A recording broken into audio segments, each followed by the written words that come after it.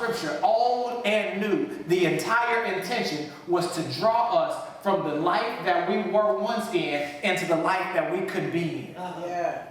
That entire intention, whether you look at it in Genesis or Exodus, the entire book is about exits, and it teaches us that we serve a God of exits, not just entrances. So he's the God who can bring us in, but then he's also the God who can bring us out. All right. Yes. Right, am I making sense? So the people were there, and he said, I know where you are, but I'm going to send a leader that can take you out of this slavery that you've been in, because I'm the God, not just of entrances, but exits. Yeah. So as he's there in Exodus, you see Moses as the expression. And you look all throughout Genesis, and you see people like Abraham, and you see people like Jacob that he uses, and he changes his life. And you see people like Joseph, and he changes his life. And you keep going down the line, and you have Moses, and you have Joshua, and you keep going throughout all the prophets of the Old Testament. They were there telling the people that there's another life God intends for you. Don't keep living like this. Don't keep settling for this. There's something else in store. Yes. And I'm going to make the very plain claim that while we beat up on the people who don't move sometimes, while we beat up on the people who remain stuck sometimes, while we fuss about the children of Israel sometimes, we just like them. We look at that stuff and say, no, not me. We look at that stuff and say, how dare you question God? We look at that stuff and say, how dare you doubt? We look at that stuff and say, what are you, stupid? You wandered for 40 years on what could have been a 7-day journey? And we judge them, and we put them off as these pictures. But that stuff isn't just there for information. The stuff is there for education. It's there to teach us something about how it is God intends for us to move from where we are to where we can be. So this is our year of becoming. It's the year where we're believing that God intends for us to become who he made for us to be. And that there are people, places, and things that will at times try to convince us that who we are is who we have to be. And the Bible I read does not show me that picture. The Bible I read takes people who are broken and messed up. They are imperfect people. And he picks them and says, I want to do something with your life. I want to take you from where you have been. You used to be called Jacob, but now you're Israel, where you have striven with God and with men and have prevailed. It's a picture of using people who don't deserve to be used. That's what this series has been about. Our theme for the year here is becoming. So it's a process of shifting. Remember, I told you this months ago. Jeremiah writes and says, before I formed you in your mother's womb, I knew you and I predestined you. Yes. So he knew who you were and what you were capable of before you were born. And for some of you, it makes you stop and say, well, since he made me this way, let me stay this way. It's real quiet in here. Because some of you, let's just be honest. Let's have a real honest moment. I ain't been with some of y'all in a while. Let's just have an honest moment. Some of y'all say, well, I'm not changing because God made me this way. If he wanted me to be nice, he'd have made me nice. I came out when the doctor spanked me, I spanked him back because I'm a bad man, right? Like that's y'all know people like that. I'm not the only person that knows people like that. It's like if he wanted me to be different, he'd have made me different. But what if I told you the person you've been is the person you've been limited to based upon the exposure and the experiences that you had? But it doesn't mean it's the full capability of what's inside of you, because what's inside of you typically is not woken up until you're exposed to something different. So who you are is really a portion of who you could be. Who you have been is a limited restriction based upon experiences and exposure and the belief that something else is on the other side. Am I making sense so far? Amen. So in other words, the life we live and the God we get is based upon the God we see. I said this last week. So it says, I believe it's in Matthew, he's writing, and he says that he's in his hometown and he could do but few works because the people didn't believe he was who he said he was. So it wasn't that he couldn't do many works. He had the ability. He couldn't do it because they didn't believe he could do it. Right. So the God they saw was the God they got. Amen. And for some of us, the life we experience is based upon whether or not we believe what God says about our life. Yeah. Do you believe you can change? Do you believe better is possible? Do you believe that your children can make it out and be thriving and be happy and be healthy and be whole and you not be pulling your hair out in the process? And some of y'all believe it's possible, but you believe you got to do back bends and back flips and kill yourself in the process and realize that ultimately your kids are going to be your kids and they're going to make whatever decision they want to make and all you can do is trust them over to God. I feel like I just freed somebody right there. Because some of y'all are stressing about your adult children. Come on. You stressing about your adult children. I mean grown. I mean grown. All the way grown. You can say what you want to say to them. They're going to do what they want to do. That's right. Grown type children. And at night you up stressing and they sleep. All right. Am I making sense so far? So the God you see is the God you get. The point behind that is if I trust God and I say I believe God to be who God says He can be, I can give those kids to God. And go to sleep at night. Because He can do a much better job taking care of them than any of us can. Right? I'm making sense. I want to make sure I'm starting this off the right way so you can understand where I'm going. Because when I get into the content of this message right here, I'm going to drop it quick and we're going to go home. But I want to make sure you get the picture. Because if you do not understand that who you have been and how you've always done it isn't how you always have to do it, you're going to miss the idea behind this message. You're going to miss the idea behind shifting, because if you're going to shift, it requires changes. Yes. Amen.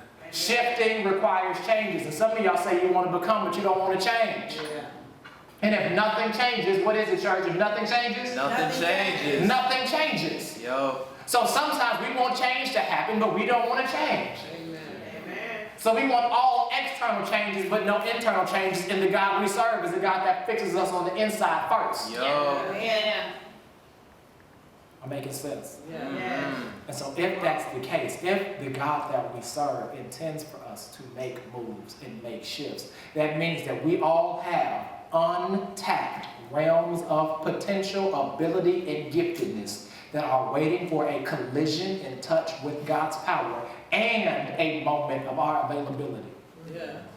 Because some of us are praying for stuff we're not making ourselves available for.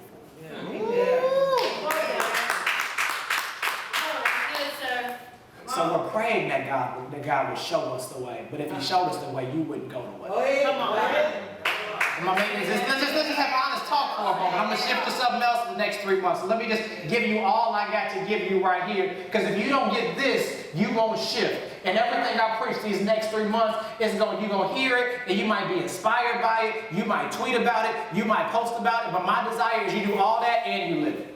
Amen. Yeah, share it because it might be good. Tell somebody else so they can be reached. But I want you to live it. Yes. Right. Yes. I want to see shifts take place in your life these next 5 months together. I want to see actual changes happen. And not because I want to see it happen, but I believe it's God's intention for your life. All right. Yeah. I believe He doesn't want us to stay where we were. I don't believe He wants us to keep falling into the same pitfalls, falling under the same guises of the enemy, keep falling into the same temptations over and over and over again when change is possible. Some of y'all, the enemy knows y'all so well, and some of y'all don't even try to fight him. You see him coming, and you be like, "What up, though?" Yeah. Amen. Come on. Some of y'all be like, "Yeah, I've been good all week. Yeah. I can enjoy my Saturday night with the devil." I ain't scared of y'all. Y'all know that. y'all don't scare me. Your looks don't scare me. Yo, don't scare me either. So it's all good in the hood. I don't look at happy up anyway. So the truth of the matter is this: if we're going to shift, if we're going to become who God intends for us to be, we have to make up in our mind first that if nothing changes, nothing changes. And I taught you all this year, and it's so key, even for this series right here, that you do not change your life by changing your habits. You change your life by changing your mind. Come on, John. Amen. Okay. You don't change your life by starting with habitual behaviors. Life change is not about behavioral modification. Life change is about transformation. So just because I change my behavior, if I don't change my mind, I'm going to go back to doing what I used to do and thinking how I used to think. So that's how some of you all have picked up some better habits, but you don't do them consistently because you didn't change your mind first. Amen. Okay. Y'all not gonna be real. Let me make this very practical. It's why some of us, I'm gonna hit multiple people, so I'm not talking about nobody. Some of y'all be like, you talking about me? I'm not talking about you. Thank you for permission. But here it is. It's why some of us, at times, we say we want change. And so we'll say, you know what, this week I'm going to do better here, and I'm going to do this here. I got a gym membership in January. It's July 28th. I've only used it once. I'm going to do better this week. And we tell ourselves we're going to do better this week. And we lay out our clothes to say I'm going to do better tomorrow. But because I didn't really make up in my mind, Miles, that it was possible, I just told myself I was going to do it. I even laid my clothes out, but I didn't mentally prep myself for what it takes to get up and do it. It's why it don't happen the next day. That's never happened to y'all before. So, y'all don't like it when I talk about the gym. Let's talk about y'all lack of reading the Bible. Oh, y'all don't like that one either? Oh, come on. It's why we say we're going to read our Bible more, but don't really read our Bible more. That's it. It's because we know we should. Amen. We know we should. We know we need it. I told you last week, for me, it's my medication. Yeah. If I don't get my word, I'm liable to say anything to anybody at any point in time. And if you catch me on the wrong day when I didn't have it, I might not just say something. I might pop you and you just never know. It's just me. I just got the mic and we'll be honest. Some of y'all ain't gonna testify. So if that's the case, I gotta realize that it starts with my mind. It does not start with my behavior. When I change my mind, my behavior will follow. I'm making sense. This is important. Now let me show you what it said in my passage. You don't understand that idea. You won't understand Paul's writing in Acts chapter 28. Well, not Paul's writing. Luke's writing about Paul in Acts chapter number 28. Because when you find Paul in Acts 28, he's at a place where they have just been shipwrecked.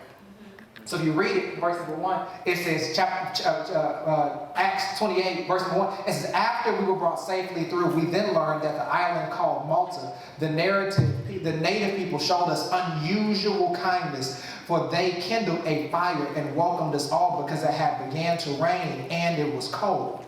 Now when it says after they were brought safely through, you've got to understand when it's saying that, it's because they were just shipwrecked. So after they have survived this shipwreck, now what makes this shipwreck interesting is that they didn't have to go through the shipwreck. Paul told them beforehand, let's not do this way. So it's 267 of them. They're on this boat. They're following everybody else's instructions. Paul gets word from the Lord. Paul says, y'all, let's not do this here.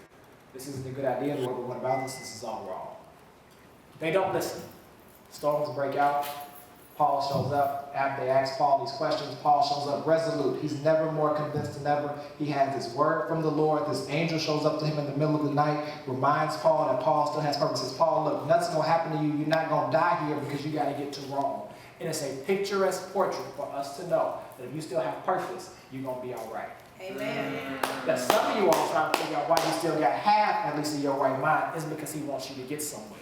And when he wants you to get somewhere, you can ride through the storm and know I'm going somewhere. All right, amen. That I might be here right now, but here is not my final destination. Amen. I'm going somewhere. So Paul says, look, we're not going to die because I ain't in Rome yet. He told me I'm going to Rome. Right. When I get to Rome, I don't know what's going to happen then, but until I get to Rome, I'm cool. All right. Amen. This is why you need a vision for your life. Yeah. Come on. And I'm not talking about your 5-year plan, I'm talking about the vision God gives. Yep. Come on. Yeah, I'm not talking about the fact that you thought by 28 you'd be married, you'd have 2 kids with a white picket fence, living in Winnetka. I'm not talking about that. I think that's fine and dandy. I think it's great to have ideals and to paint a portrait. But I'm talking about something that God births in you, where you say, you know what, I want to break this generational curse that happens in my family.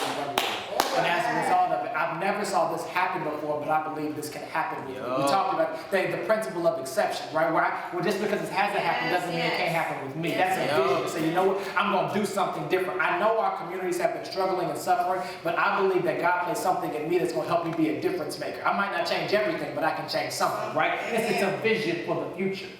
Am I making sense? Yup. So Paul has this vision from God that's given us. Says, no, you're going to end up in Rome, and because you're not in Rome yet, don't be disheartened. You're going to get to where you're going to go. I'm going to take you to where I intend for you to be, as long as you keep trusting me, Paul. So Paul tells them, look, I got a made-up mind. This is what I'm talking about. This is the power of a made-up mind. Paul believed it. He was convinced God was telling the truth. Yeah. Great.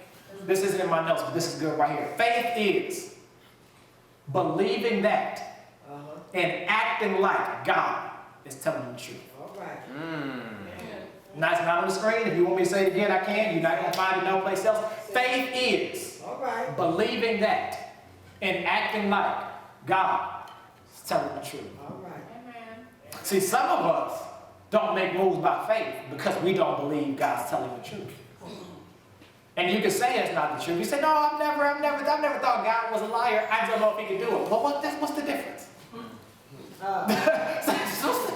I didn't think he was fibbing. I just didn't know if he could do it. All right. All right.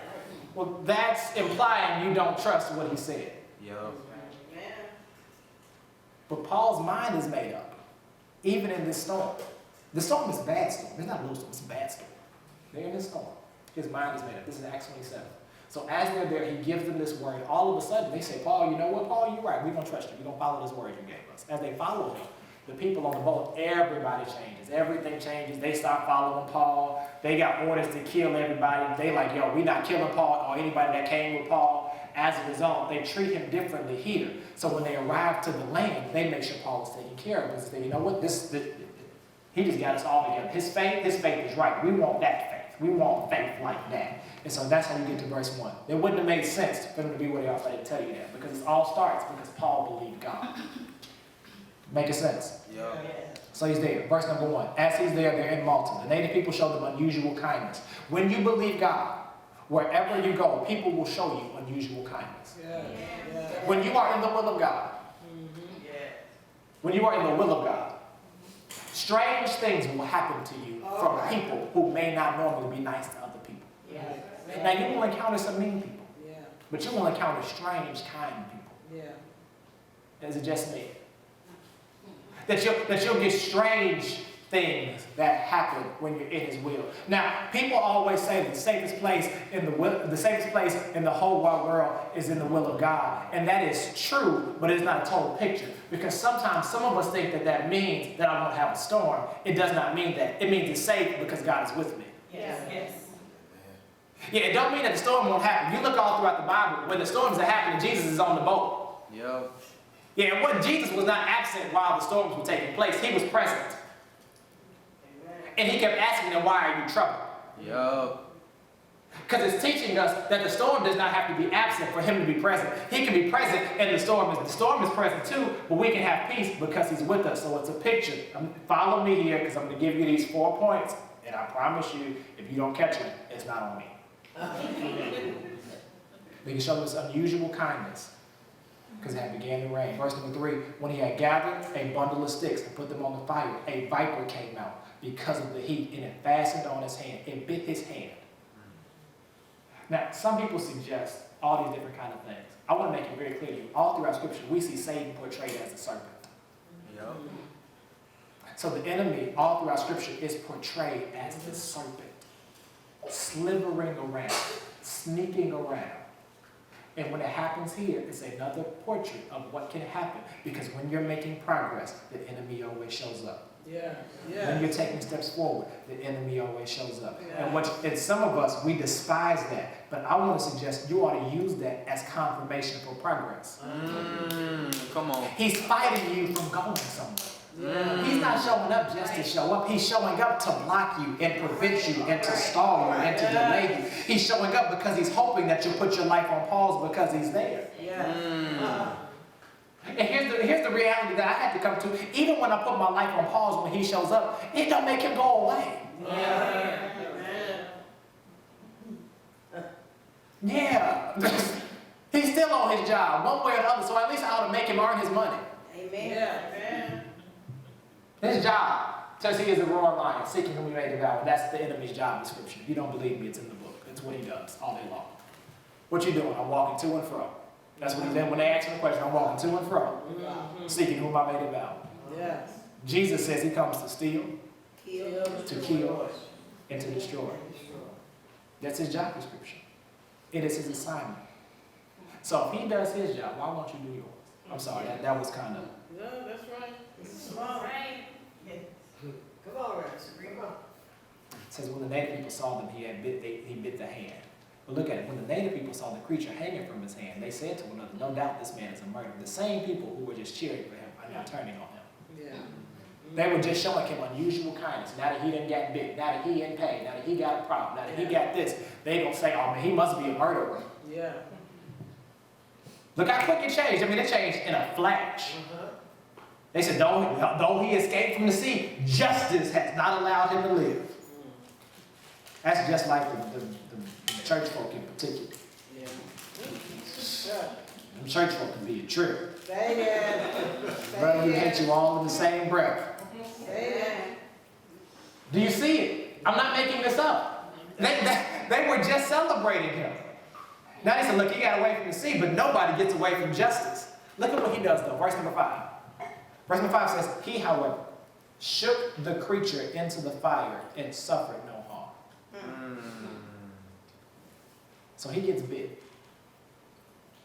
He don't stop what he's doing. He doesn't address the critics. He shakes it off. Keep going. He shifts. You ready for these points? Yup. If I'm going to shift, I have to have the courage to keep going. Number one, if I'm going to shift, I have to have the courage to keep going. Because some of us, like I dealt you a hand, you weren't making on this year, and you're ready to stop. Some of you thought you'd be further by now than you are right now, and you're ready to throw in the towel. You gotta keep going. Oh. Keeping going is not about continuing to do the same thing, but it is making up in your mind, I will not die here. Amen. I need the courage to keep going. It takes courage to keep going because you don't know what's on the other side. So it's not just saying I'm going to keep going. It takes courage. What is courage? I taught you on this. Courage, by definition, is mental toughness. It is a resolute mind. It is a made-up mind. I got to make up in my mind, I will not stop here. And I don't know how to drive a manual car. If one of y'all let me drive your stick, I'd tear it up right now. Because I don't know how to shift the vehicle when you're supposed to shift the vehicle. But here's what I do know. I do know that when the car reaches a certain place on the odometer, if you don't hit the clutch at the right time, you're going to tear something up. And I feel like some of you all, as it relates to your shift, you right around that area. Come on. So you've been running kind of hard and you haven't figured out that you need to shift. All right. And so you're finna tear some stuff up. Come Because you on. ain't realize that your pace needs to change. Some stuff has to move. That you can't keep riding on autopilot the rest of this year. Yup. You need the courage to keep going. Number 2, you need to remain calm despite the situation. You need to remain calm despite the situation. He don't freak out. He don't lose his cool. He don't cuss them out. It's quiet. Y'all don't cuss? Yes, Lord. Thank you. Thank you for the honesty. Some of y'all, I know you cuss, because I hear you outside.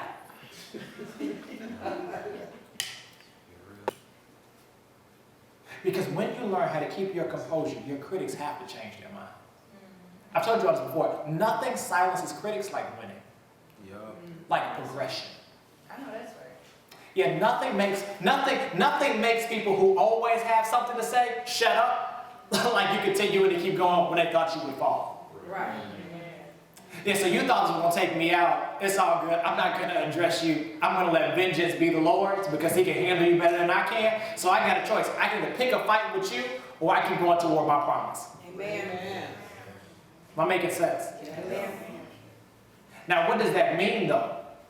For him to keep calm despite the situation, it means he has to learn how to maintain his composure. What does that mean? It means he has to become probably somebody differently. Because historically, this is how I handle problems, Pastor. You don't know me, but I'm the best. I can handle the problem. Some of y'all are like, y'all, you don't know. It's like, You know what, Pastor? You stay in the car. I got this. It's like, yeah, I know how to get it right. Who messing with you? Right? So, do you know how to maintain your composure? Some of y'all pop off at McDonald's, so I know. Let that ice cream machine be broke when you leave here on a hot day. Let things just not be going your way the way you intended for them to go. But the Bible says vengeance is mine, declares the Lord. And I don't know if there's anybody here that can testify, but I have lived my life and I have seen it where he has made it be, as scripture says, that my enemies be my footstool. Amen. Oh, yeah. Yeah, I've seen it. I've seen it. They thought it was a roadblock. I stepped on top of it. Yeah, I've seen it. Because he can handle it so much better. And not only that he can handle it better, I discovered that it's a waste of my time sometimes to spend the energy into trying to fix their perception of who I am. Exactly. Amen. Yeah, because see, Paul would have wasted time trying to tell them, you don't understand. I'm not a murderer. So he would have said, I'm not a murderer. No. You don't understand. I don't know why this snake bit me. You don't have to keep going. Am I making sense? I'm talking about shifting, so I got to shift gears. So I got 10 minutes. He's right there. Composure and character has to be there. You got to learn how to do it. Keeping your composure, here it is. If you're taking notes, keeping your composure is about learning to conquer the voices. Because sometimes you got to conquer the voices of the critics, but sometimes you got to conquer the voices that are playing in your own head. Because some of y'all, the critics don't bother you. It's the people who live in your head. Yo. Y'all got like you don't have. Some of y'all, if you went to the doctor and you told them the conversations you have with yourself about yourself, they would prescribe you something.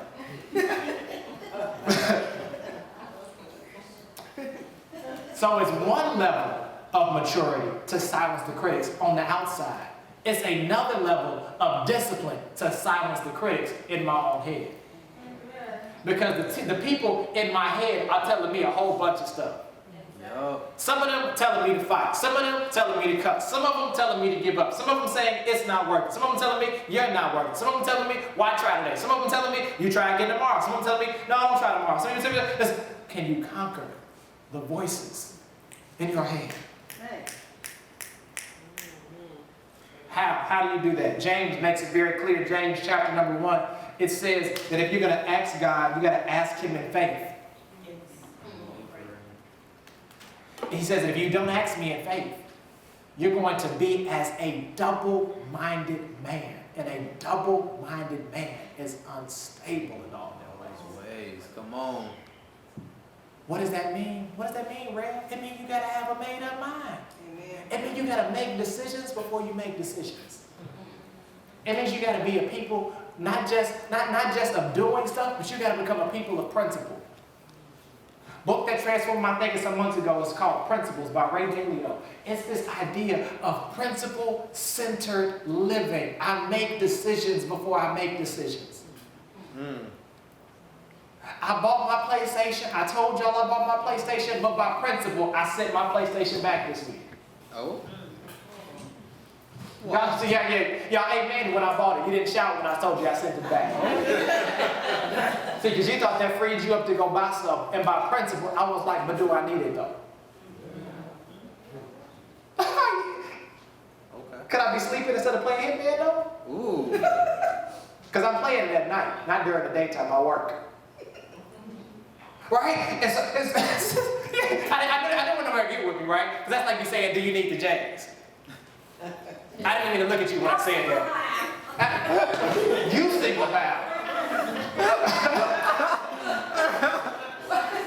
Do you get what I'm saying? By principle. So I had to say, I've got a whole lot going on these next couple of weeks. Is there a better way I can center these resources God has given me, and when the time comes back around, then I swing back around and get it? Principle-centered living.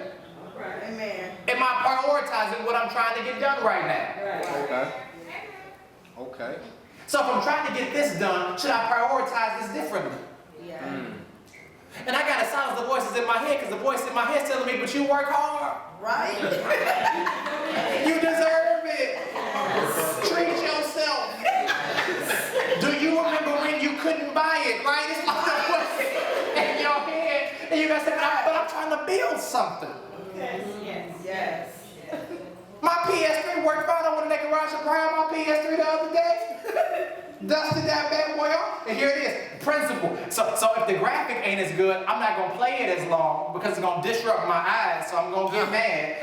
So principle-centered living. Now I've got a self-regulated time clock because I'm not gonna play it, and I'm not gonna play it online. Okay. Right? I'm giving that as a practical example because y'all shouted with me over this PlayStation for some odd reason. It was like, yes! I don't know if I've talked about it enough times, so y'all like, it's about time you did it. But it was like, I had a moment last week in here when I said that. But by principle, I sent it back. I'll buy it again at a later date. But for right now, I had to silence the voices in my head. Go ahead. Man.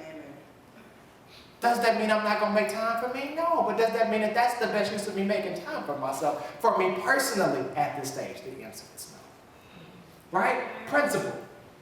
That's what I'm talking about, principle. I'm not telling you to go take your PlayStation back. You know, some of y'all run your company is based on gaming. My life, that's not my, I can't do it during the day. Am I making sense? Like, I don't want to walk and be like, oh, he's talking about games again. It's like, no, I didn't say nothing about that. I don't want anybody walking and be like, oh, I can't buy my J's. I didn't say that either. I didn't say that either. It's not what I said. Principle. It means principle. Principle. It is not on my priority list. I gotta conquer the voices. Am I making sense? Yeah. Let me keep moving. You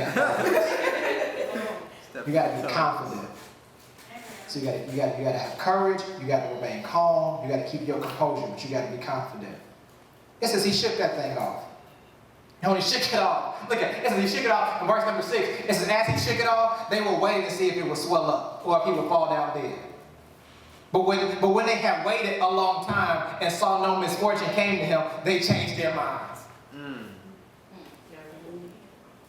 They thought he was going to fall. He didn't fall. They changed their minds. He remained confident that when I shake this thing off, I'm going to be okay. And he keeps going. So he's confident in the fact that God kept his word. God told me in chapter 27 that I wasn't going to die, that I was at least going to live to see Rome. I'm not in Rome yet, so the snake bite ain't going to kill me. Amen. Oh. Amen. I made up my mind in 27 that right here at 28 in this verse, I know the snake bite can't kill me because I ain't in Rome, so I ain't going to sweat it. Do you see that? He kept going. So in verse number 7, when he shows up, it says that as he's there, he's in the neighborhood of the place belonging to a chief man named Publius, who received us and entertained us hospitably for 3 days. And it happened that the father of Publius lay sick with a fever and dysentery. Paul visited him and he prayed, putting his hands on him. This is the same hand that's just been bit by the snake. This is the same hand that they were waiting on to take him out. He's confident. I failed. It happened. I got bit in this hand, but I'm not going to let the hand I got bit in stop me from being productive. Yes, the enemy tried it, but I won again. I shook it off. I shifted. I got to be confident that my gifts still work. Amen. I got to be confident that, like Philippians 1:6, that he that began a good work in me will perfect it until the coming of Jesus Christ. So I'm confident not in me, but I'm confident that greater is he that is in me than he that is in the world. So if he put the gift in me, if he put the call in me, if he positioned me forward in this stretch and in this season, you can try to bite me if you want to. I can shake it off. Because some of us spend more time focused on the fact that the enemy is coming after you than you do going after your promise. Yes, it's hard. Yes, it's tough. Yes, the devil is real, but so is God. So is God.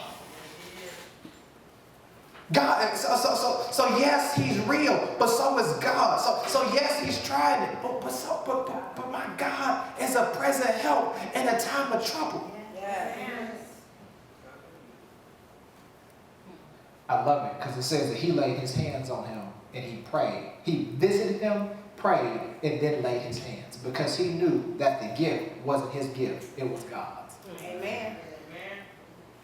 And see, some of us try to go about our day and work our gift and work your skill without prayer. So I know preachers who preach but don't pray, and they have no power.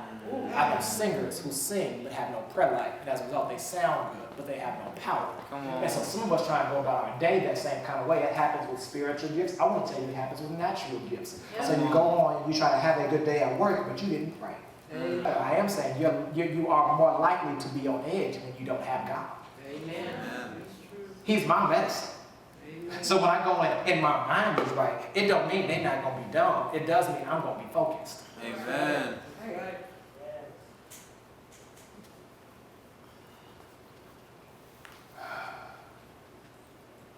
I don't have time for that. I'm going to stop here. You got to be confident. You got to be confident in the call. We need this last half of the piece. I'm going to make this fit together. Confident in the call. You got to be confident that God's going to come through. You got to be confident that God's going to come through. I'm done, Maurice. I'm finished. I'm done. You got to be confident that God's going to come through. Verse number 10.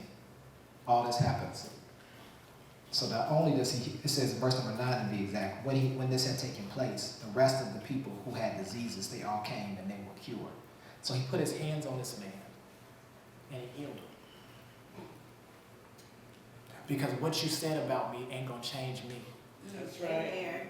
What you said about me ain't gonna change what I'm doing with my life. What you said about me ain't gonna stop me from pursuing my purpose. Say what you want to say. They said that even if I told you some of the stuff that some of the people who I know said some stuff about us when we started this church, if I would have believed that, we'd have been in trouble. If I believe some of what some people say about the local church today, we'd be in trouble. If I believe what people say about what pastors should be and should do and how they should preach, I mean, I would need back braces. I would need more than just this towel to wipe a little bit of the sweat off when I sweat every now and again. But you got to make up in your mind, who are you going to be? Am I going to be the person people want me to be, or am I going to become the person God intends for me to be? If they line up and they hit each other on the same path, that's great. But if they don't, who are you going to pick? That's right. Am I going to, it's an incredible book. It's an incredible book. It's called Approval Addiction by Joyce Meyer. Because some people are people pleasing and you have no clue that that's what your problem is. Some of you are people pleasing, some of you have been bound by this feeling and this need for some form of validation, and so you need to get free from it. Approval addiction walks through this. Some of us is from rejection, some of us is from whatever. But Paul teaches us, regardless of what they're saying around you and whatever voice you're telling yourself, you've got to be rooted and grounded in God. Amen. And as you get free from that stuff, you can choose. You can say, do I want to be this? Do I even want to be who I've been telling myself I could be? Or do I want to trust and believe that God is telling the truth, that I can be a better man than I've ever been? I can be a better man than I've ever seen. I can be a better man than my father was. I can be a better husband than that person was. I can be a better this than this person was. And not because I'm better than, but because I'm different from. Yeah. Amen. Real good. And not because I'm better than, but because I'm different from. So my story don't have to be your story. Yes, because it happened to you doesn't mean it has to happen to me. I can shake it off. I can shift. I can shift.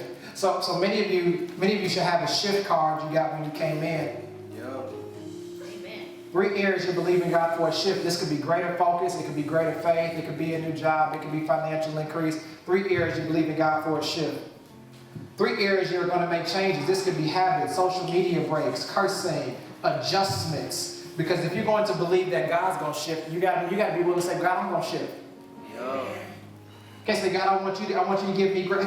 That was my practical example. If I'm believing that He's going to give me greater focus, I got to make time for it. So I can't say I want greater focus and I want to add PlayStation into my schedule right now. So for me, I had to make an immediate change. Yep. Make sense? Because sometimes we overthink it. It's like, oh, this has got to be deep. No, it ain't got. Sometimes your practical can have deep implications. 3 areas you're gonna make changes. And here it is: 3 people you're believing God for a transformed life. So those first 2 are primarily about you, your family, your community, whatever. That last one is about where you believe that God's gonna work in somebody else's life as well. That can be seeing someone saved. That can be seeing someone more involved, more committed, set free from an addiction, whatever the case may be. I want you to take a moment and fill that out. If you don't want to do it by paper, you can do it online. If you're watching online, if the button is on the website, you just click the card. If you're here, you can text the word SHIFT to the phone number that should be on the screen. It's a phone number. You can text SHIFT there. You'll get it digitally. It'll give you a copy, and it will give me a copy. You can leave your name. You cannot give your name. But if you want to be able to keep it, you can keep yours today. If you want to do a copy, and then we pray for a copy, however you want to do it. But I want to believe God with you for a shift. If you fill it out digitally, again, you'll get a copy, we'll get a copy. It's confidential. It's between you and them. If you want to put your name on it, you can. If you don't have to. If you want to turn it in today, you can. If you don't want to turn it in today, you don't have to. Maybe you want to turn a copy in, maybe you want to keep a copy for yourself. Whatever that case may be, because ultimately it's more than just you submitting this to us for me to pray over and for us to pray over. This is also about you committing it to God, saying, I'm really going to do this. So for some of y'all, like, you know what, I can't give an answer right now. I didn't really think about this, but tomorrow, I know I'm going to tomorrow, so what I want to do, I'm making up my mind. Why 3? Because some of y'all can't handle 5. It's just too much. So it's a teaching example. So let's just start small. What's three quick things? I'm believing God for a shift here. 3 quick adjustments I'm going to make right here. As a result of me believing God for this, I'm going to make these 3 adjustments right here. As a result of those 3 things, these are also 3 people I'm believing God's going to reach in this course of time. For 3 months, I'm teaching a different kind of series. We're talking about going for it. I'm shifting us into this series. August is going to be all around men, empowering men. What it means for us to walk this journey, to have honest conversation about the emotions of men, the struggles of men, how you can help us be better men. Some of the stuff that they want to say but they can't say. Some stuff that you need to hear that nobody ever said. And honestly, I'm going to say some stuff that some men probably have never said out loud but needs to get off the chest, because some of us are hurting emotionally too, and you never know it because we walk around strong. September, we're going to hit a series for the women, on the women, about women, because ultimately that's needed too. October, I'm going to come back with one around families, what it means to empower families, to live as empowered families. So we're going to walk this journey over these next 3 months. I'm believing God's going to do something with the minimum of these 3 people you put on this card. The minimum of these 3. But I believe there's going to be so many more, because we're going to do our part as we shift toward where God is taking us. So if you want a card, raise your hand. If you have a card, fill it out. If you want to do it online, it's online. If you don't want to do it today, you can. If you're watching online, it's on the website. Click the button on the church website. You can just see it says, I need a card. Lastly, it's in the church app. You have the church app, you click the button in the church app, it says shift card. So many ways you can fill it out. I want you to do that. I'm going to transition and say, if you want to make a decision, make your decision. Maybe say, I need a next step. I'm out of church home. I've never been baptized. I've never been saved. I don't know Jesus. I don't have a relationship. I don't have a church home. I have a church home, but I'm not committed. I'm looking for a church home, and I want this to be it. Wherever you fit on that spectrum, on that connect card you have, check that box. You can stand, you can wave, you can stop by the door, you can stop by the table. Let us know you're making a decision today. I would love to welcome you into our spiritual family. I'm proud to report last week we had somebody else make a decision to join our spiritual family. I believe that today, that person could be you. Make the decision, if it is, and join our spiritual family today. You're watching online, same deal. Watching by TV, same deal. Make your decision. You can stand, you can wave, you can see us at the door, you can fill out that connect card, drop it in the offering basket, and we go. Won't you celebrate those who made a decision? When you